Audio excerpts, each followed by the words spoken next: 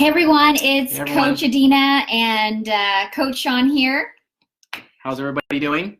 We are coming to you live from Clients on Repeat, the #1 growth coaching for business owners in the health, beauty, wellness industry who want to really attract their ideal clients and lifestyle. So we thought we would just tell you a little bit about ourselves, who we are, because there's actually lots to tell, so I don't know exactly where this is going to go exactly, but if you are joining us, come forward and say hi. We'd love to give you a little shout out and find out where you guys are listening in from. Hey, there's Anna. our faithful Anna. Anna C has joined us. Thanks for joining us, Anna. We've got Shawn here, Coach Shawn, my partner in crime, my lover, my best friend, and we have actually been married since 1999. So It's a long time. It's a long time. It's almost 20 years here, and wouldn't have it any other way. So there's probably a lot that he can tell you about what it's like to be married to me, a crazy Latina, and what it's like to be married to a crazy ex-gang member, ex-gangsta. He was in the Crips. There's the Crips and the Bloods, and gosh, I don't even know where to begin. Yeah, how do you start talking about that right now? What's this white guy doing in a gang? What's all that about? But maybe another story for another time. Maybe another origin story. I don't know, but ask questions. Anna, if you have any, what would you like to know about us, Anna? We'd love to get a question from you. I think that'd be great. Or anybody there watching, if you have any questions for us. It could be about the origin of how we met. It could be about the origin about our Poema skincare and how that got started, or maybe even the origin of our coaching business, something in relation to that. Yeah. So I'll just fill in right now. So Shawn and I met and married in 1998, as I said. And we actually met at church. I was 19, he was 22. I wasn't looking to get married that young. I had no idea that I would be married at 19. The funny thing is, though, we teach our clients to get really concise on what it is they want in their business and to write it down and to write a list. And so true to form, not knowing I'd be doing this, 20 years later type deal, I literally wrote out a list at 19. And I wish I would have thought to bring it here to you guys on the live, but I literally wrote out a list of everything I wanted in my future husband. I don't know what got into me. I just knew that someday I wanted to get married, and I knew that, what I didn't want based on, previous relationships, and what I did want and what I was looking for. And I was looking for stability, and I was looking for, divorce, not having a divorce, I should say, that there's no plan B. And so I wrote out a list of, I don't even know, 20 to 40 things of what I was looking for and what I wanted in a husband. I put the date on that. It said, I believe it says something like March 2018. And then I met Shawn 6 months later in September. I said 2018, didn't I? I have an 8 in my head, sorry. I wrote that list of what I wanted in my future husband in March of 98, and I met Shawn in September of 1998, and we kind of finally barely agreed on the story. I kind of had a revelation, so to speak, of she was very flirty. He thinks I was flirting with him, and we had a real heart-to-heart, like, I don't know, like a month ago, right? We were like, yeah. I was like, you know what? I know what it is. I know why you were thinking I was flirting with you, because I wasn't. I realized if you take, if you read this book that I love called Strength Finders 2.0, you can find out like your top gifts, like your top, basically your gifts, like if you were in the corporate world.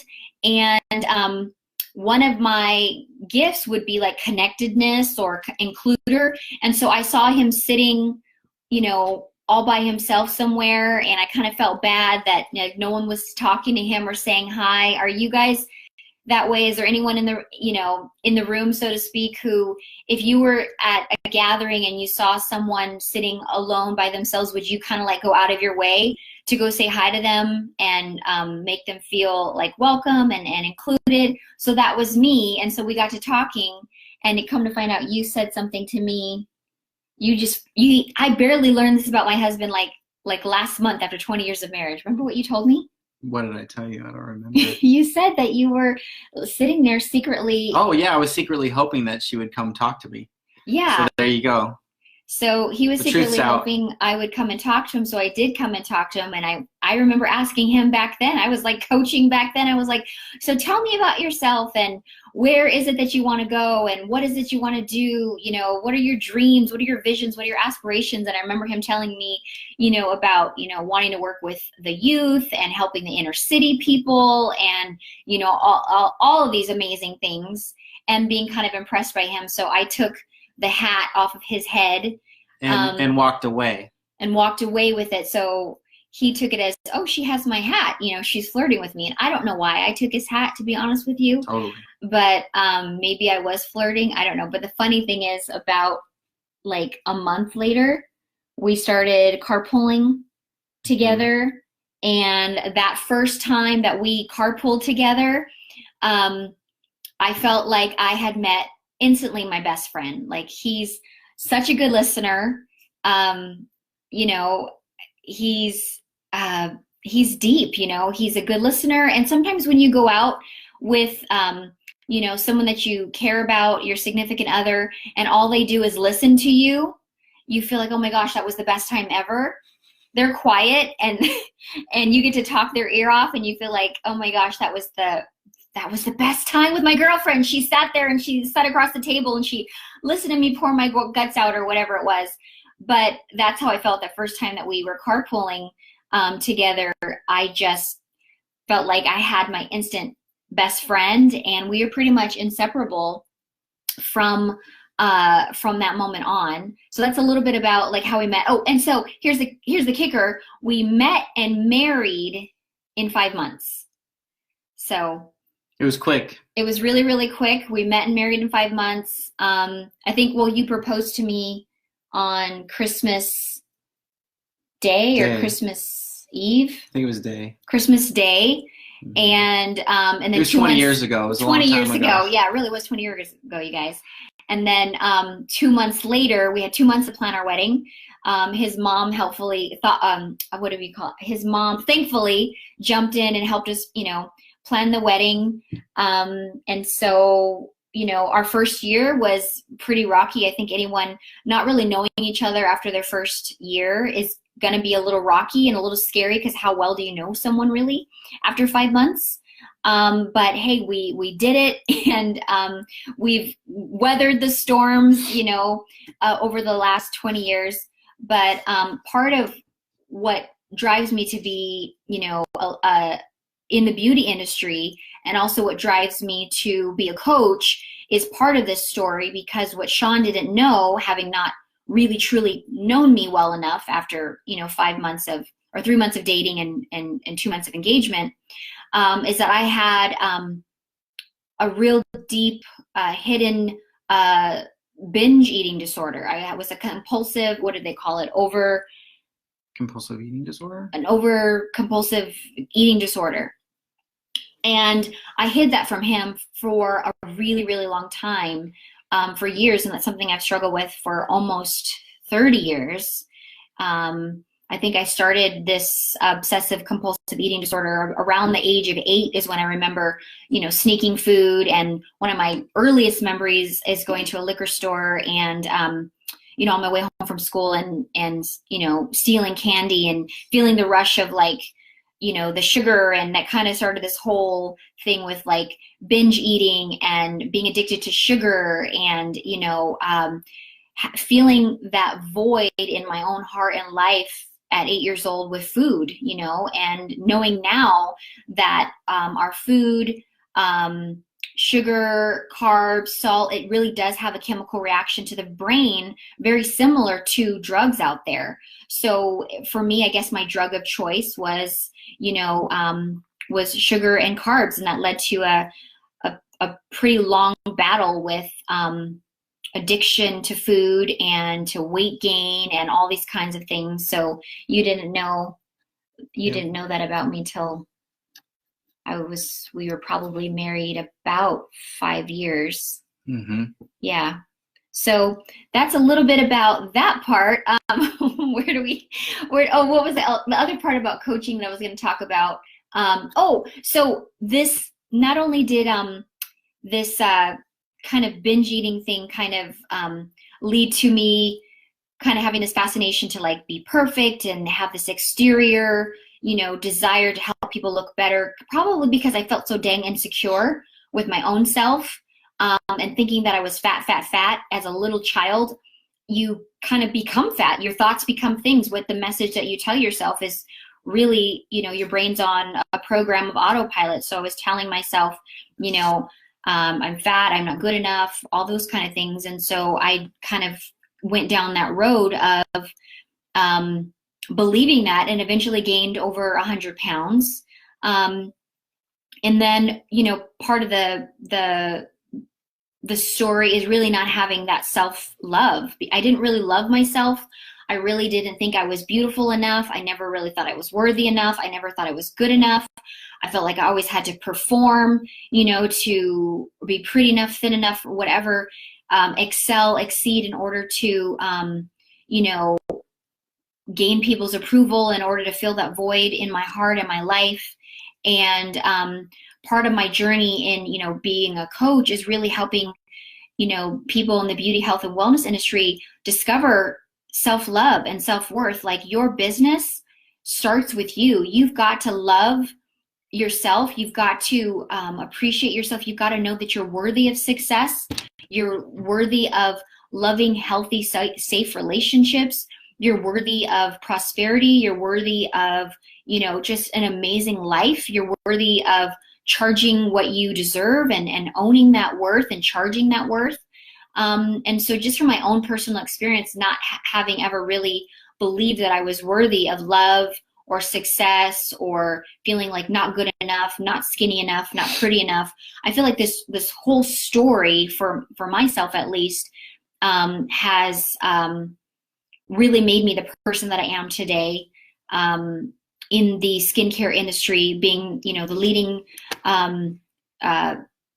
skincare practitioner here in San Diego, featured on Fox 5 News, and all these great, amazing things that I'm so thankful for, most amazing clients, and also leading me into, becoming a coach and really helping people out there really understand and develop the new concept of themselves, and really understand their worth and their value and who they are, and that God has an amazing plan for you. If you would just get out of your own way and stop listening to the lies, and really just, step forward into that power, love, and sound mind, and that calling and that purpose that's on your life. So, and finding the right help, when people are, going through various things, and developing their story, I guess you could say. I mean, finding the right kind of help is super important. I know part of Adeena's journey that she didn't really touch on, which was, during all that time of struggle, that she finally realized that she needed to find the help to get her place in a better mindset overall with the eating and everything else. And just to kind of segue into that, I know for the longest time, Adeena was doing really well in the point of skincare, and had, a lot of success there.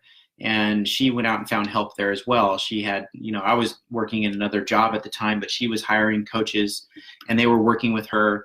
And, that was difficult for me at that time, because, there's a lot of money going out towards these clients, these coaches, but the outcome was amazing. That we saw the results from people who have been in the industry for a lot longer than us, and found the help there as well. But then just trying to instill into her, just again, the mindset that she had an incredible thing to offer, also in the coaching beauty, health, and wellness practitioners, because I saw something in her which was simply just amazing. And I really wanted her to explore what that would look like, to expand from the practitioner, the day-to-day practitioner, but going into taking the best practices of what she had learned over the years, not just from other coaches, but also from making a lot of mistakes along the way. because when you're building a business each and every day, you find out that you make a ton of mistakes, and we call it failing forward, because you're going to fail and fail and fail again and again and again, but at the same time, you want to fail forward. And I saw this great potential in her to be a beauty, health, and wellness coach. And now we've kind of the story there is that we're doing it together. I do a lot of the back end stuff, but I also do a lot of the teaching from within our coaching business itself. But I mean, and you help me talk a little bit about the struggle of, just deciding to go into coaching, because at first you didn't really want to do that. Well, it's so funny. I had no idea what kind of questions or what we were going to say. So I'm like, the struggles that I've had to, first of all, Shawn's absolutely right. Like one thing that I love about him, and, we don't have a perfect marriage. I don't believe there's any perfect marriage out there. So when I say this, I want you guys to know it's not, that we are, perfect in any way, shape, or form. Trust me, I'm probably not the easiest person to live with sometimes, because I just, like things a certain way, and, anyway, so do I. And he does too. And so we're both very strong leader type people. So there is a lot of give and take, and a lot of, acquiescing to the other person, and, someone's got to take the lead, or we've got to go with someone's idea and just kind of see how it goes. But do you mean more like how it kind of took me a couple years to believe, I guess, that I was good enough or worthy enough. Again, to me, it just all goes down to it goes back to self-worth. He saw something in me that I didn't see in myself, right? He was just, so impressed with me, and would, see, the kind of business that I was building, the kind of clientele that I was building. And he's like, you've got something special there. There's something definitely that you have going for you that I don't think anyone else is really doing, here in the States. And, no, it's okay. I don't need to do it. And then I think it was just kind of a journey, almost like a brainwashing in a sense. I don't know, what else to say, but just him really telling me over and over again how much he believed in me and how good I am. And, it's kind of like not about me. There's other people out there who are struggling, and they don't know how to have a successful, profitable business. And so it really was you. Well, just encouraging you to explore that, because I think a lot of the times we don't see the best in ourselves. It takes someone else to see the best in ourselves. And that's why it's real important to find someone, in your life that can be the person that's going to point out the best person that you can possibly be in business, in particular. Yeah. And, or in marriage, Or in marriage. Yeah. There's person marriage coaches out there. There's, the person that you're with, your friend, your spouse, they should be the person who brings out the very best in you, right? And encouraging the very and best. Encouraging you, right? And then even if you think about who you're surrounded with, the top 5 people that you're surrounded with, that's the type of person you are. Your mom used to have a saying.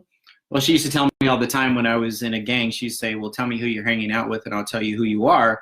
And that goes the same in business. Who are you hanging out with? Are you hanging out with people that are encouraging you? I just want to point this out as well, since we're on this thread of this conversation.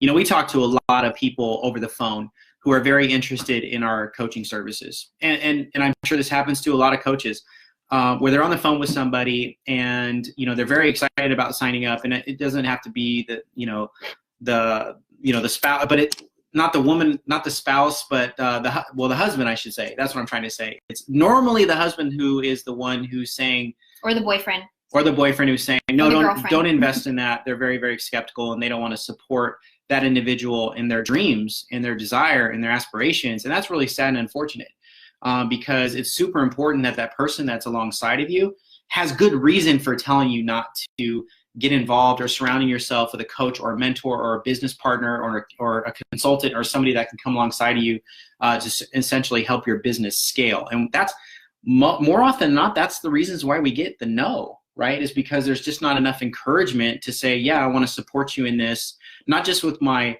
words, but also with my action. Right. You know, and saying, yes, here's, yeah, invest in this. This is an investment and go for it. Yeah. And again, I just wanted to say, based upon that, just a little bit, because I remember when Adeena. Yeah, see, this guy, everyone thinks he's like the silent, quiet type behind the scenes, and they're like, "Oh, Adeena must run the show because I was a pastor for so many years. He's so quiet and he's so whatever." But they don't know that behind the scenes, sometimes you just can't get this guy to be quiet. I'm the chatterbox. He's the chatterbox. I'm an introvert, believe it or not. We'll go out, with some friends. I'm the one who always wants people to come over and talk it up with them, and Adeena's always wanting alone time by herself. I love to recharge alone. I recharge around other people. And he would like to go out and hang out with people, all day and seriously all night and all weekend. And I'm game, but then it's kind of like it's 10 o'clock and I'm ready to go home. And, he could like seriously chat it up for like another 2 hours. So he's an extrovert. I'm an introvert. I just thought I would put that out there. Well, I'm just, again, I'm just trying to say, when Adeena first came home the very first time, it was like, hey, I talked to somebody and I want to hire them as our coach. And there's a financial obligation involved in that. And at first I was just kind of like, okay, well, do we have the money? He doesn't know this though, you guys. When I hired my very first coach, I've hired about 9 coaches, right, over the last, since 2011. I think I know what you're about to say. You know now. Yeah. But when I hired my first coach, I did not tell him at all that I was hiring a coach. Well, and just like she doesn't have to tell me when she wants to buy a new piece of equipment for the skincare business. Right. It was just an investment that she was making in the business, and that's how she looked at it, just like she would view. What I'm trying to say, ladies, and you can get me out there, is I kept it a secret because I didn't want to be told no. She didn't want to be told no. But it is today that, and each coach that we've hired has gotten even more high level and more expensive, you know, as they come. So of course now, I tell him, but the point is, no matter what the cost has been. Have I ever said no? He's never said no, right? And that's the difference between someone who's successful and not successful. We talked about this yesterday, if you guys were following us, in our last video, that, a true entrepreneur is someone who's going to, arrive on a ship and they get to their island and they burn the ships because there is no turning back. There is no getting back on the ship with their tail between their legs and, and sailing off if something doesn't happen or doesn't work. When you burn those ships to the ground or to the ocean, so to speak, there is no turning back. And so, I know people say, well, Adeena, you guys make it look so easy. Well, anything is going to look easy if you've been doing it for a long time. Someone out there, you guys might be able to jog 5 miles, 10 miles, you might be able to do a marathon. You guys make it look easy because you've been practicing and practicing and practicing for so long. You've been conditioning your muscles to be able to do that. I think we've make it look easy to be successful in our skincare business with, clients on repeat, meaning in our skincare business, clients coming in on repeat, without constantly having to find new clients, because we've been doing this for so long. We've been receiving coaching for so long. At such a high level, when no matter the investment, we've just made that commitment and we burned the ships. And because of that, we have established our success island, so to speak. Yeah.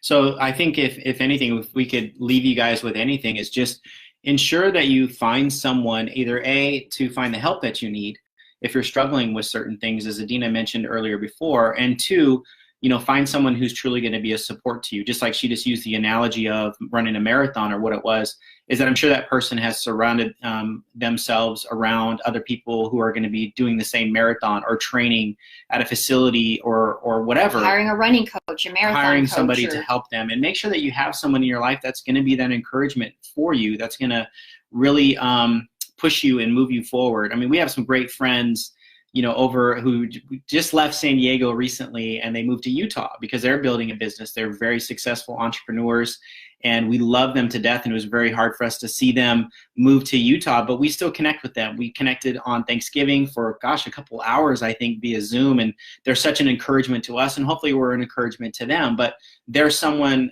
in our lives that we can call and contact at any time. They're not coaching us. They're just our friends. But when we get together, friends, and we vibe so high together.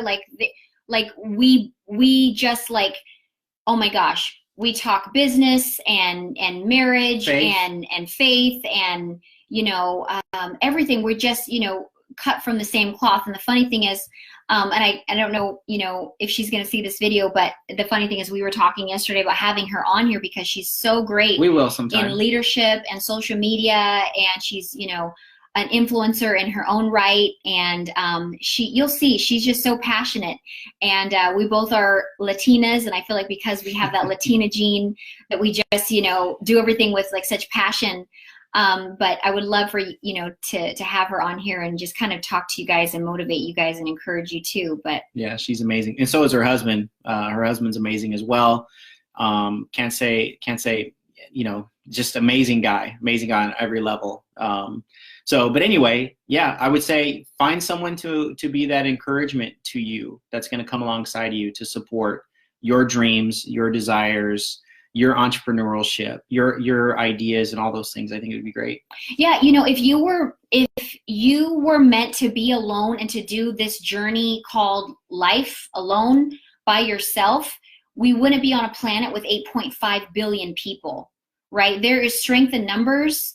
And, you know, you can get so much further when you are, I mean, even studies show like support groups, or whether you're going to do a diet program or whatever it is, when you have accountability and you have a support system of people who are all going in the same direction, you're going to, those people hands down, you know, through like, what do they call it? Just, gosh, drawing a blank, but, you know, statistics, those people go further. They keep their weight off. They do this, they do that.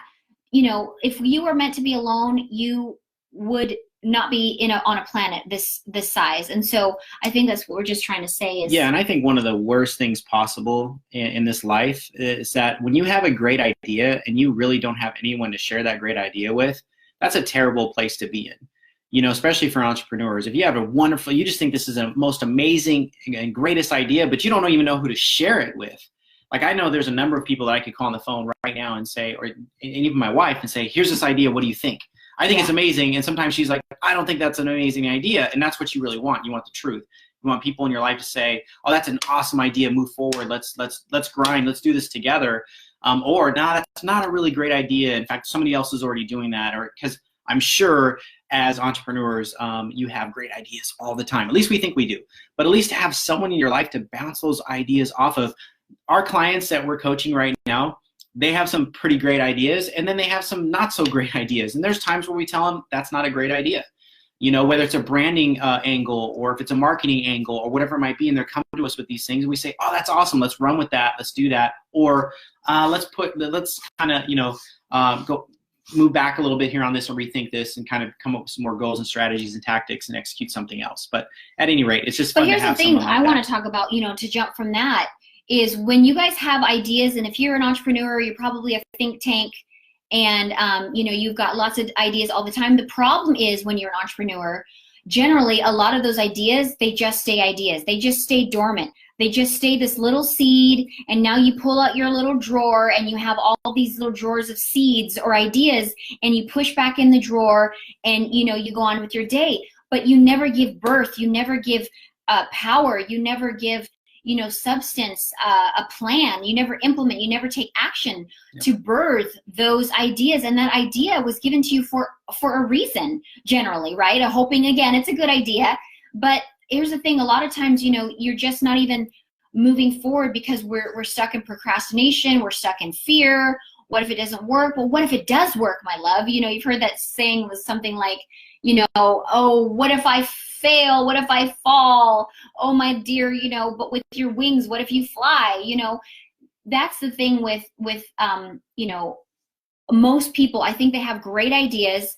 I think they're an entrepreneur. I think that they have, you know, different things that they want to bring to the table or to the world that can help a lot of people, but they never get out of their own dang way. They never, you know, put action. They never put, you know, action behind that faith, and they never really get anywhere. And then they wonder why is so-and-so more successful than I am?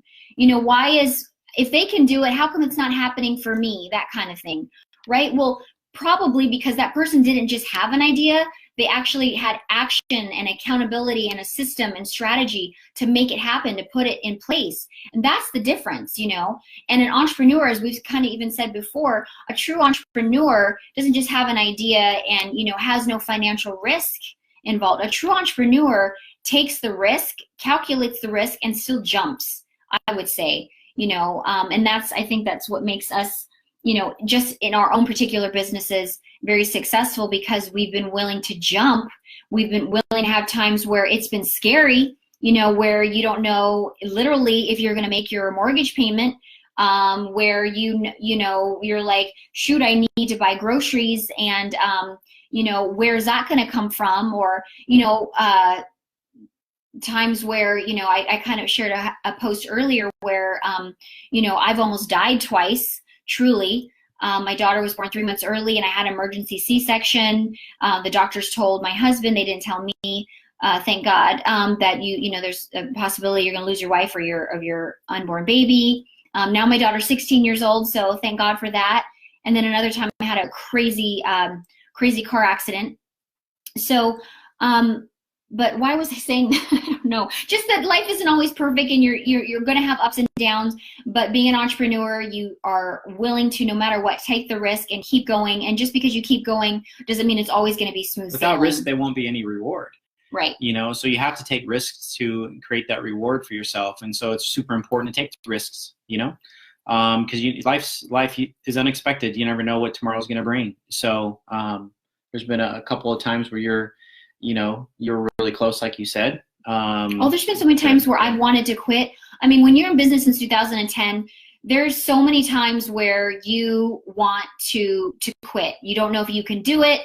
I'll just go work for somebody else. I'll just go work for somebody else. But we know how that goes, because you've probably tried that already. And how did that work out for you, going to go work for somebody else? You were probably not very happy. Well, I left working for someone else. Yeah. But I'm just saying, because I wasn't even happy. So it's kind of like, you think, well, it's so tough, I'm going to go work for somebody else.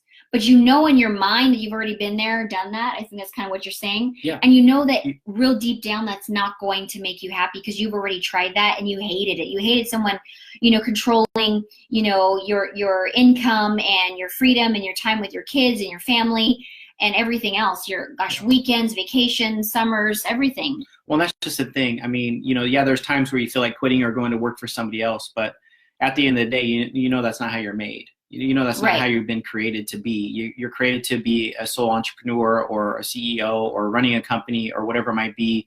Basically, to be in charge, you know, is that idea. And so, you know, you're not cut from that cloth, and so you better just continue to pursue the entrepreneurship. If that's what it is. But you got to take risks and you got to invest.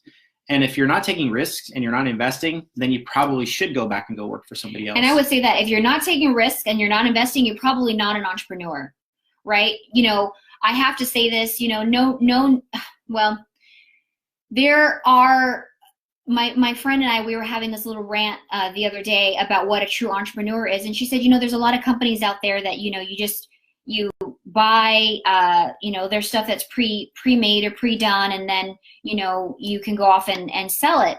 But she said, if that company folds or whatever, then, you know, you go off and do your own little thing. But when you own, you know, a hair salon, if you're a chiropractor, massage therapist, esthetician, you have equipment, you have rent, you have stuff that you really need, you know, to do. And, you have investments, right? And so to lose that would literally be detrimental to yourself and your family.